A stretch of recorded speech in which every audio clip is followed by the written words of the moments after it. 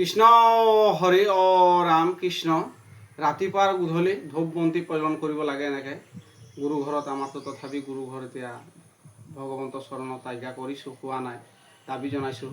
তথাপি অসমবাসী ৰাইজলৈ আমি জনাইছোঁ যে যাতে দুৰ্যোধনৰ কামটো কৰিব নালাগে।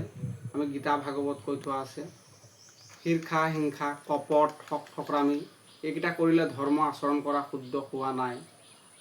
সমস্ত যদি আছে, আপুনি নাম গাবলৈ যদি জানে আৰু কিবা ভাগৱত ব্যাখ্যা যদি জানো, যদি আপোনাৰ ঘৰৰ কাষৰ ঘৰৰ মানুহটোৱে যদি আপোনাৰ লগত ভাল নহয়, তেতিয়াহ'লে ধৰ্ম আচৰণ কৰা শুদ্ধ হোৱা নাই।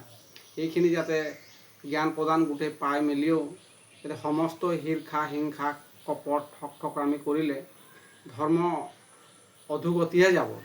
ধৰ্ম আমি ৰাখিবলৈ হ'লে সদায় নিৰন্তৰে আমি নিজে মনটোক দমন কৰি থ'ব লাগে বুলি প্ৰভু ভগৱন্তৰ চৰণত সেৱা জনাইছোঁ আৰু অসমবাসী ৰাইজলৈ সেৱা জনাইছোঁ। কৃষ্ণ হৰি অ